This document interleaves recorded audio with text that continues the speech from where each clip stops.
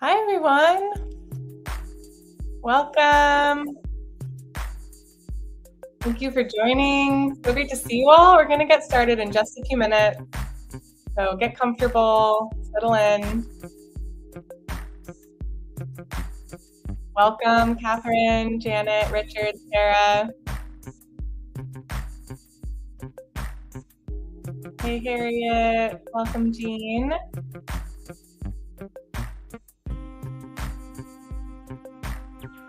Thanks for joining, everyone. Bye. As folks are hopping on, get comfortable and feel free to share where you're joining from in the chat. And if you attended a No Kings protest this weekend, let us know maybe what was your favorite sign or costume that you saw.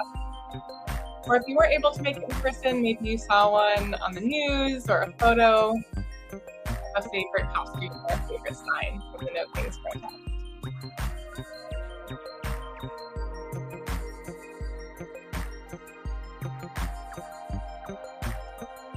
Hey, Luke, Kate, Rick, Don, welcome everyone. So great to be here with all of you. We saw Michelle was at the No Kings in Lansing. As you're joining, feel free to share a favorite costume or sign that you saw at a No Kings protest if you went to one or if you saw one online in the news.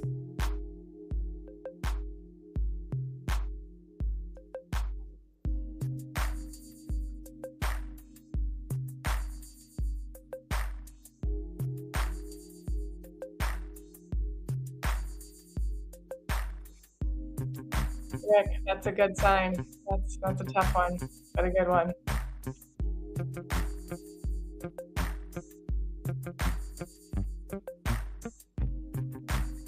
I saw one of a baby holding a sign that said, "This is my first dictatorship. Sorry if I'm being weird."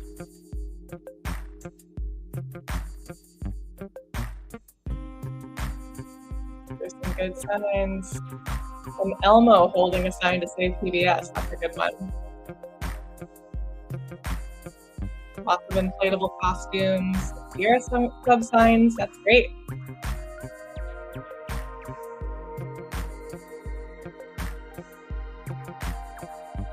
Welcome all. We're going to get started in just one more minute. Get comfortable, settle in, let us know where you're joining from. And if you had a favorite costume or sign from a No Kings protest this weekend. Or if you saw one online or on the news, a photo from a friend.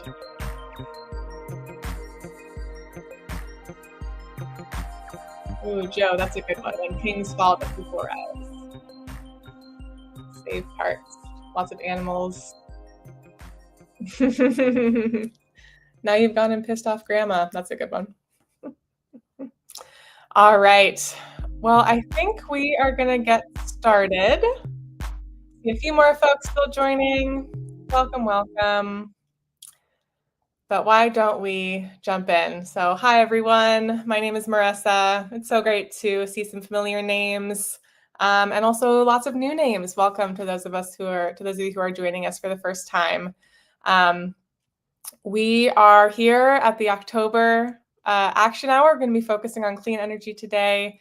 We've got some really great actions and a really great crew. But I just wanted to start with an acknowledgement of, wow, what a moment we're in as a country. It's a really, really intense time. I am guessing that a lot of you are paying attention to what's happening in the news, given that you're here and all of the folks who seem like they went to protests over the weekend. We're really going through it. We're all seeing Trump escalating across the country, terrorizing undocumented people, U.S. citizens, attacking political opponents. It's scary. And it's getting scarier. And this onslaught, I know, is really hard to stomach. But the thing that's keeping me grounded are all the stories of resistance, the videos and the news articles, the joy, the courage, the solidarity, and the creativity that are just spreading. More and more people are bringing this into this real resistance that is growing all over the country. People are being so brave. protecting their neighbors and showing up for each other and pushing back, even though it's hard and it is increasingly risky. So I really want to celebrate that and celebrate the incredible turnout this past weekend all over the country in urban cities and small towns. And of course, we know that one day of protest is not enough. We can't just protest for a day and fix fascism. And we are still going to lose a lot in the next few months and years. There will be more and more attacks. We know we can't stop all of it. But I wanted to share something that I Indivisible has said about how to measure the health of a anti-authoritarian movement. And instead of asking, are we winning all of the fights? Are we, defending everything? The questions to ask are we more unified than we were before? Are we bigger than we were before? Are our tactics growing? Is the regime's popularity failing? And by each of these measures, I would say the answer is a resounding yes. We're seeing the April hands-off protests went from 3 million people to June No Kings went to 5 million, and now this past weekend at about 7 million. So we're definitely growing by about 2 million people each time. So that's pretty darn good. And so now what, right? Now we need to keep organizing. We need to channel this energy into ongoing action, into our communities, into concrete change whenever and wherever we can. Each of us, right, can take on a piece of the puzzle. We can't try to take on everything, but we can keep showing up and alongside hundreds and thousands and millions of other people, keep doing more and more small actions, because that's how we're going to tackle all the different parts of this mess that we're in. So with that, let's get into our topic for today, defending clean energy. I'm going to introduce this space and our actions in just a moment, but like we always do every month, I want to open with a quote, this time from the wonderful Jane Goodall. Hope is often misunderstood. People tend to think that it is simply passive wishful thinking. I hope something will happen, but I'm not going to do anything about it. This is indeed the opposite of real hope, which requires action and engagement. That's from A Survival Guide for Trying Times. Some good words of wisdom for us. So with that, let's dive in. Quick, for those of you who are new to Sierra Club, welcome. The Sierra Club is one of the oldest and largest environmental organizations in the country. We have 64 chapters in every state, Washington, D.C., and Puerto Rico. We have an outings program that gets people into nature, and we run campaigns at the national, state, and local level to fight climate change, protect wild places, wildlife, and our communities from pollution. And we started doing action hours when Trump was elected with the intention of creating a monthly space for concerned and busy people to make sense of what's coming at us, of everything that's happening, and then take some meaningful, concrete actions together. And since January, we've done some pretty good work with all of you. We've made tens and tens of thousands of calls to Congress, submitted hundreds of letters to the editor at thousands of local papers, shared hundreds of posts on social media, created art and posters and sent handwritten letters and a whole lot more. And many of you have shared that this space was the first time that you'd ever taken actions like these, and that it was actually a lot easier than you thought it would be when you did it with a group. And that was so great to hear. So if you're feeling a little nervous or unsure because you haven't done these things before, we will walk you through it step by step. We've got your back. So we're going to start in just a moment here with an issue briefing from a Sierra Club clean energy expert.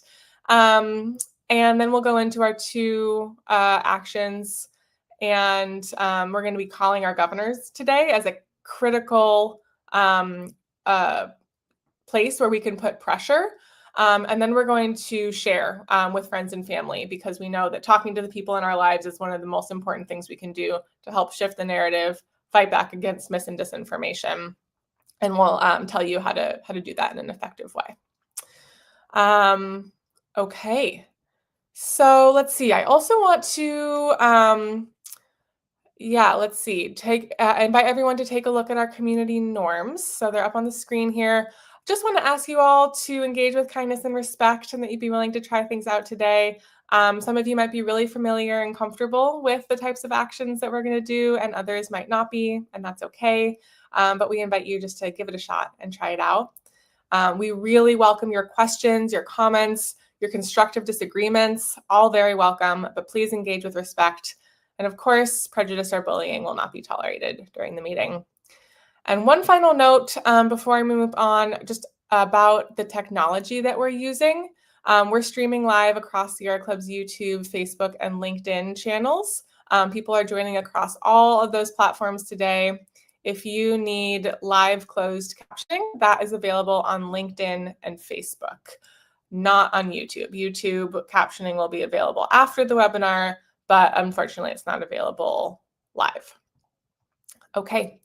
So with that, I'm going to pass it on to Nancy to talk us through the issue briefing. And if you have questions while she's speaking, please write them in the chat and let us know, and we'll have about 5 minutes to answer them after the briefing. So over to you, Nancy.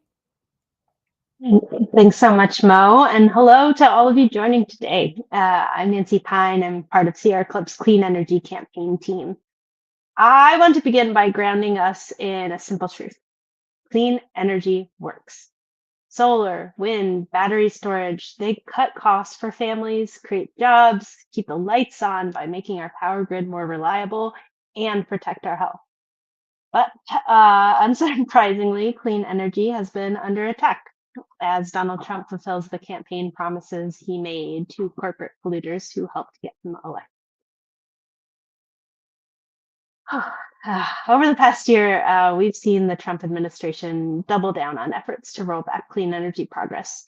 They've gutted incentives for solar and wind. They've yanked permits for rigorously vetted renewable energy and transmission projects that would have delivered affordable energy directly to our homes. And they've clawed back federal investments that were already creating jobs in nearly every state. And these aren't abstract policy fights. We're talking about real projects. Offshore wind farms all along the East Coast, wind manufacturing in Iowa and Colorado, solar farms in Georgia and Texas, clean energy apprenticeships in Ohio, Michigan, Arizona, projects that are saving people money and putting folks to work. And if all of these attacks succeed, the benefits that I just mentioned will vanish. So that's why we're turning to governors, because in this moment, governors, both Democrats and Republicans, can make a real difference by publicly defending these projects and making clear that clean energy means jobs, stability, and savings in their states. I want to emphasize this. Despite all the destruction and horror that's coming from the federal level, one place that we can make a huge difference is in our towns, our cities, and our counties, advocating for responsibly sited, equitably developed renewable energy projects. So here's what's at stake. First and foremost, affordable power. Solar and wind are now the cheapest sources of new electricity in most of the country. They're far cheaper than coal and gas. So every time a governor supports clean energy, they're helping families save on monthly bills. We're also talking about good jobs. Good jobs. Clean energy supports more than 3.3 million US jobs, from electricians to engineers to factory workers. These are local, high quality jobs that can't be outsourced. We're also talking about resilience and reliability. Clean energy paired with storage has kept the lights on during winter storms and extreme weather in places like Texas, Puerto Rico, and California, where fossil fuel plants failed. And finally, public health. Every coal or gas plant replaced by renewable energy means cleaner air, fewer asthma attacks, and fewer premature deaths. So in short, clean energy, it's not just a climate solution, it's an economic and public health opportunity. Unfortunately, fossil fuel executives have seen all of our progress as a threat to their profits. and they've been pressuring the Trump administration to gut federal clean energy programs and redirect public money toward coal, oil, and gas subsidies. We've seen just this past year legislation that eviscerated the Inflation Reduction Act's clean energy incentives, attempts to rebrand gas as clean energy and expand drilling on our public lands. They're forcing expensive and failing coal plants to stay open on the taxpayers' dimes. And finally, efforts to cancel or delay federal grants for transmission lines that connect renewable energy to the grid, as well as ports that were marshaling resources to advance the offshore wind industry in the US. All of these moves hurt our communities, raise costs, stall job growth, and lock states into outdated polluting energy sources. So why are we focusing on governors? It's because governors are the bridge between federal funding and state implementation. So when a governor publicly supports clean energy projects, it sends a powerful signal that their state will fight to keep these investments, regardless of who's in the White House. And we've already seen it working. Republican governors in Iowa, Oklahoma, and Georgia have spoken up to protect wind and solar manufacturing jobs. Democratic governors in Michigan, New Mexico, Pennsylvania are mobilizing to defend federal climate funds that support workforce training and power grid modernization. And a coalition of governors have banded together to challenge Trump's arbitrary attacks on the offshore wind industry. So when governors take that stand, especially when it's bipartisan, it makes it harder for fossil fuel lobbyists and Trump's allies in Congress to gut these programs quietly. And that's why your calls matter. Your voice helps us show governors that their constituents want to stand up for clean energy, not cave into fossil fuel pressure. If governors stand firm, they can protect these benefits and make sure that the clean energy transition continues, no matter what happens in Washington. Every call gives them the courage to take a stand. So we're asking governors to do three things. First, to publicly defend federal clean energy programs and investment that benefit their state. Second, we want them to speak out against attempts to roll back clean energy funding, port investments, and transmission.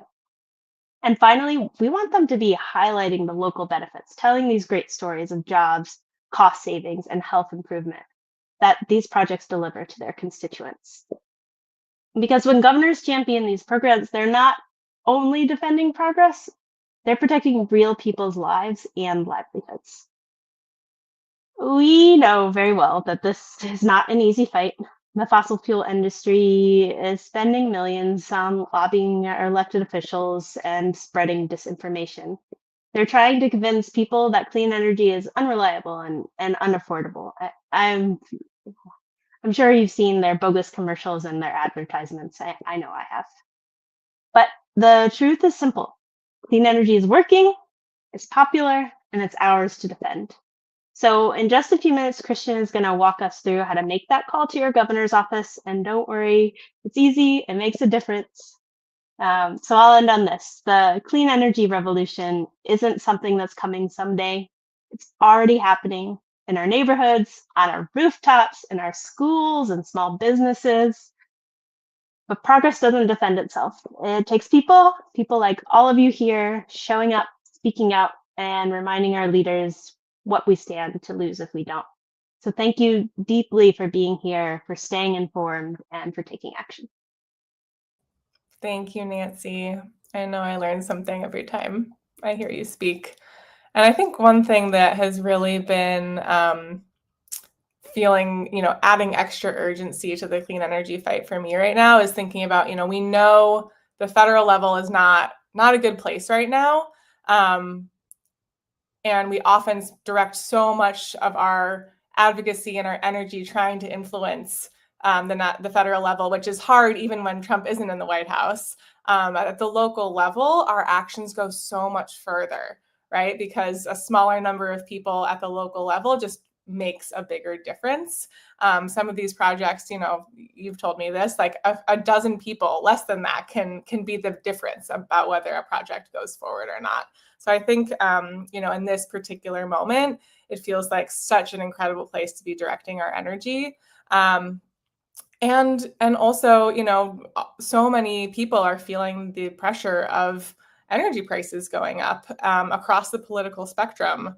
Um, it's a really big concern for people. So I think when we talk to people, even if they voted for Trump, even if they are not environmentalists, even if they're from a really red district, if we can talk to people about, hey, here's why this is happening, there's this project near us, we can do something about it, it starts to kind of, you know, make some cracks in people's understanding of the world and who's responsible for prices going up and things like that. So let's see, we have some great questions coming in here. So I'm gonna give you a few of these, Nancy.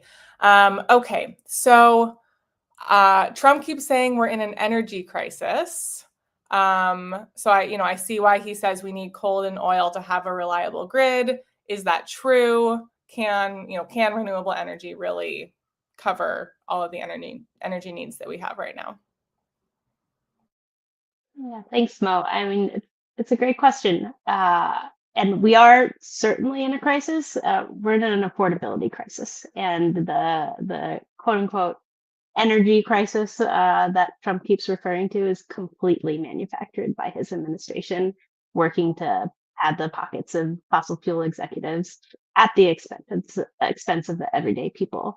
So the exciting part, I think, one of the exciting parts of clean energy, I'm, clean energy nerd, so I find a lot of it exciting. But I think for me, one of the points that is most exciting is the fact that clean energy is the cheapest form of energy. It's the most reliable form of energy. Think about it. We're talking wind and solar. They're renewable resources. They don't run out. They're free. They're for all of us to use.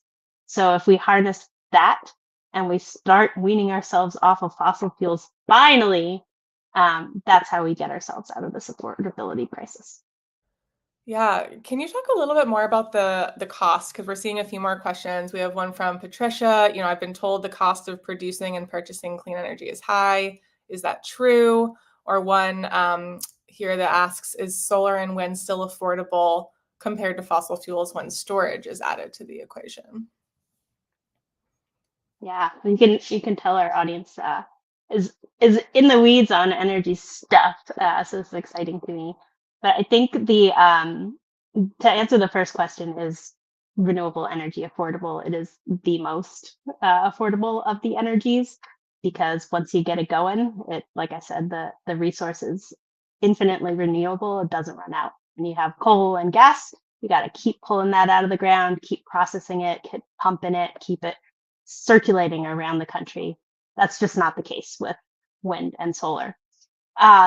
So, and that's even like baseline without all of these incentives that Trump and his buds have been gutting. But when you add in the incentives, the tax incentives and the developer incentives that passed in the Inflation Reduction Act, then it's even more economically competitive. And if you add in storage, that's an extra boon, because that adds to the reliability in the mix. So think about it, wind doesn't always blow, solar, like right now, I've got solar panels on my house, but obviously it's dark where I am on the East Coast, so the solar panels are not powering my home.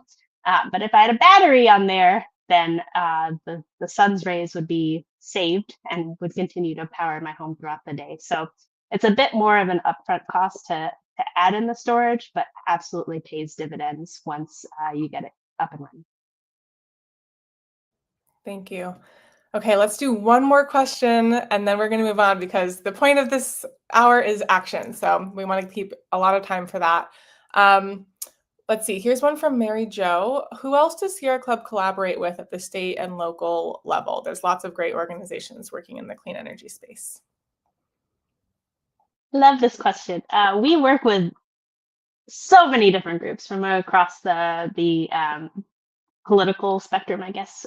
We work very closely with groups like National Wildlife Federation, Nature Conservancy, groups that are doing the work to make sure that, much like Sierra Club, that clean energy is responsibly sited and smartly developed.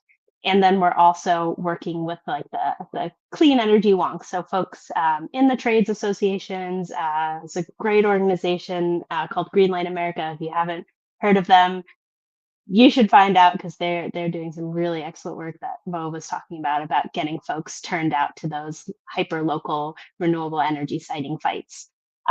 So kind of, yeah, across that political spectrum, from the groups working to make sure renewables are done right, as well as the groups that are working to get renewables off the ground. Sierra Club, I think, plays a really unique and important role in bridging that gap and making sure that we're bringing the grassroots to the table as well.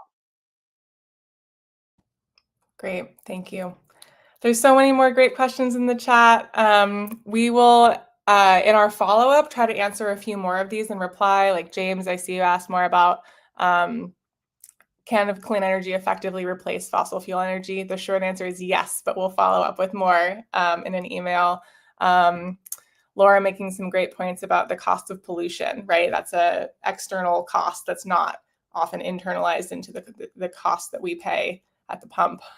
So it's the economics have changed so dramatically in the last few years. Just in the last 3, 4, 5 years, it's a whole new ball game, which is that's what's making this transition happen, even though Trump and the fossil fuel industry is fighting tooth and nail to stop it. Okay, we're going to get into the actions here, because what can we do about it, right? We know these issues are important.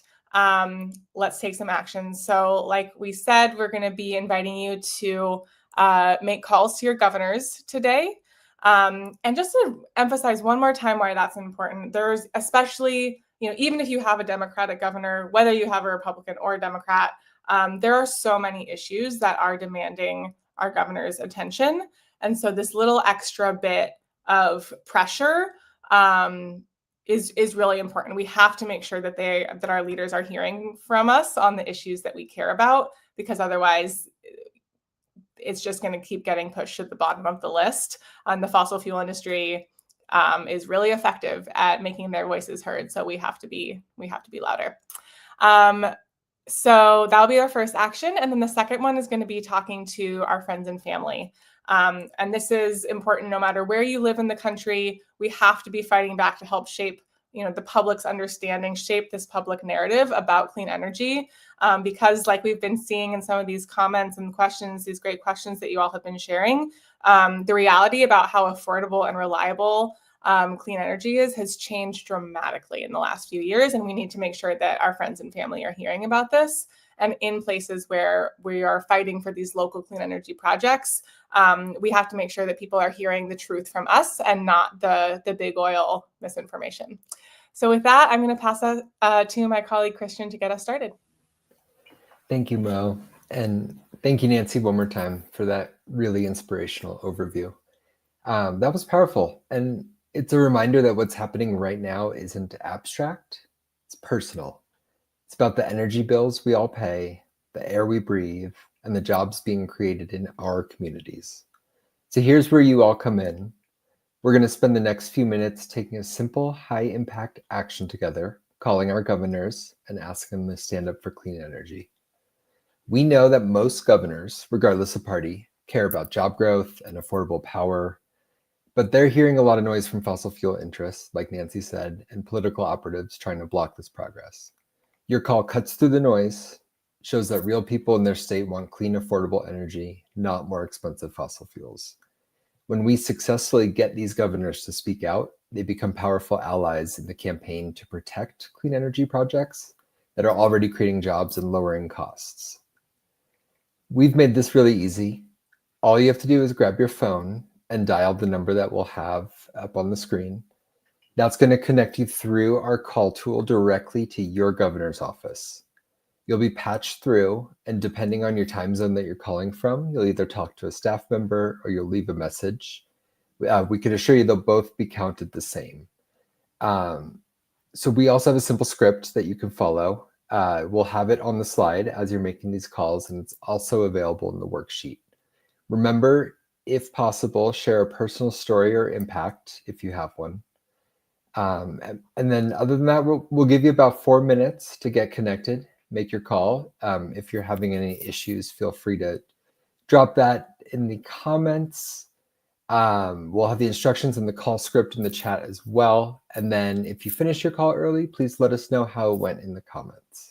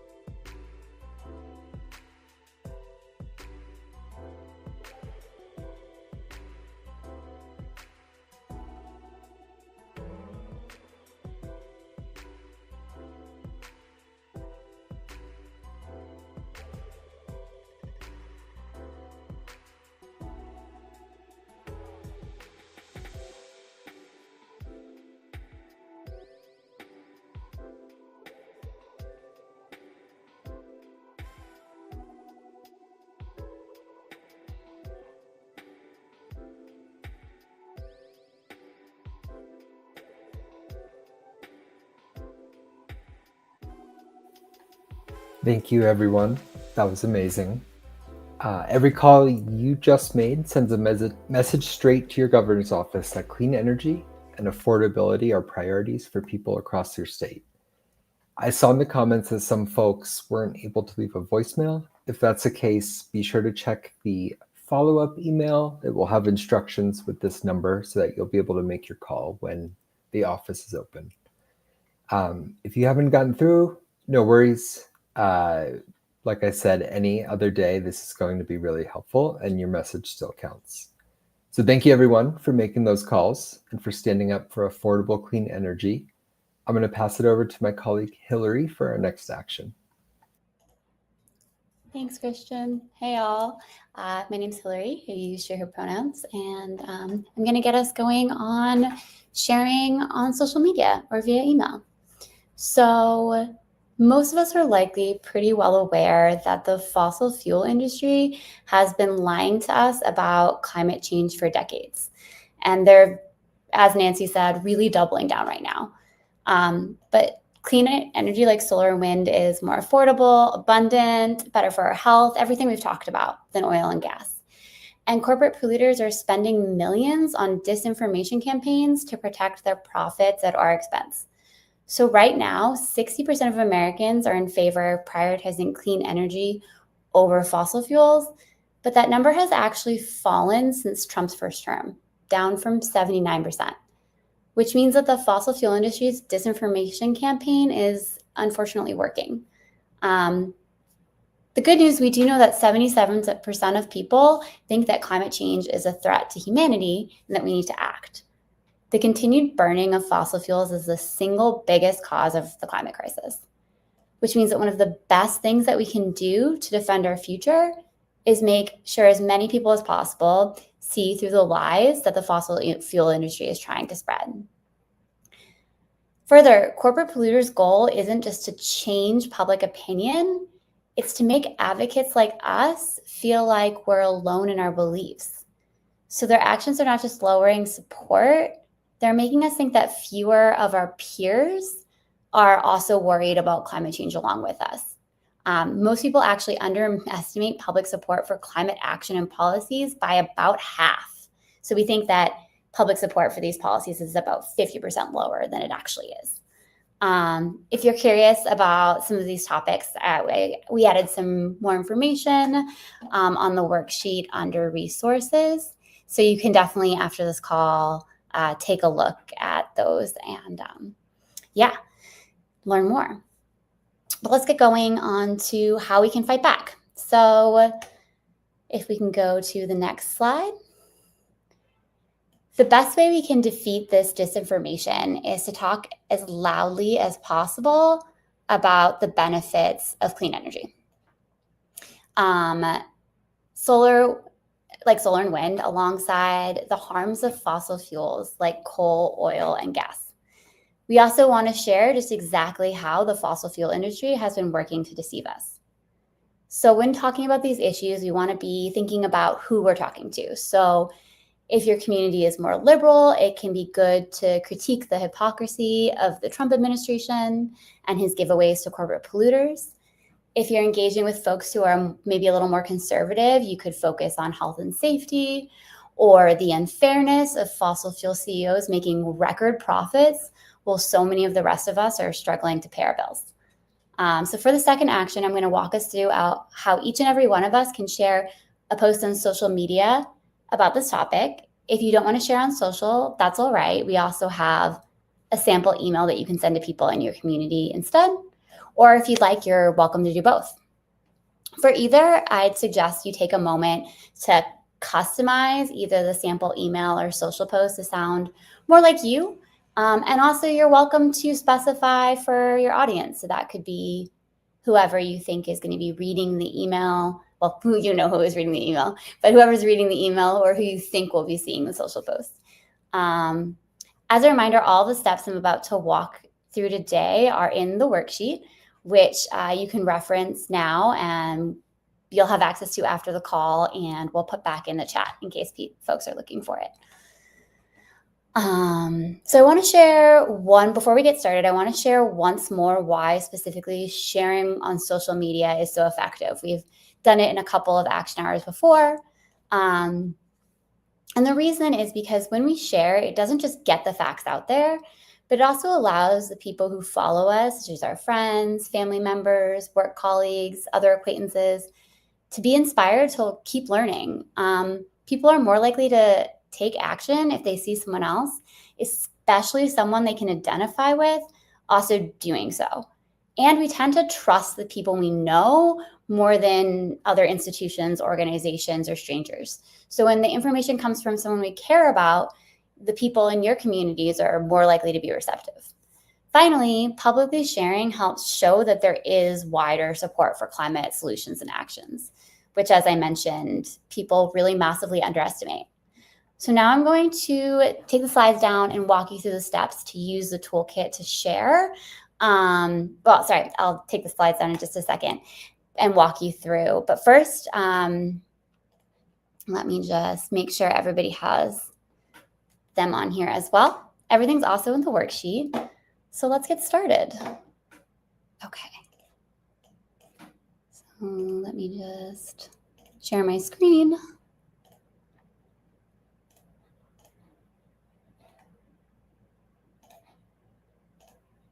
Okay. Sorry, StreamYard. Makes this take a couple extra steps. All right. Okay, so this is our tool for sharing, social sharing. We also have a sample email in the worksheet if you'd rather do that, but you can share out here on any platform. First, you want to open the link, which we've put in the chat, and it's also this link right here. Next, you can pick your post, so you can read these 3 posts, and you can decide which one you like the best. They all have information that we've been talking about today on this call. Then you can choose your platform that you want to share on. And finally, you can click the Share Now button. I'm going to walk through sharing on Instagram really quick just because it's the most complicated, but I can show for most of the platforms like Blue Sky, LinkedIn, Twitter. You just click the button and the post will pop up like this. And then you can edit however you want. And then you can click post. But for Facebook and Instagram, it's slightly more complicated, but not hard. So you click the share button and your computer or phone, if you want to do this on your phone, you can do this there too, will download the image for you. Then you click share and create a post. And then you can select that image. And then you paste in the post text. And again, I would recommend we're going to take a few minutes to do this. So I would recommend taking a moment to edit the text to make it sound more like you, or you're welcome to change it up however you'd like. It's your post, so you can say whatever you want. Okay, so that's how we use the toolkit. So I'm going to go back to the slides. Great. And we also have the sample email right here. So again, I think that sharing on social media can be really powerful, but not everybody wants to be on social. So you're welcome to just share a message with some folks privately instead. Okay, I'm going to give a few minutes for everybody to share or email. If you have any clarifying questions, feel free to ask in the chat. And otherwise, thank you all so much.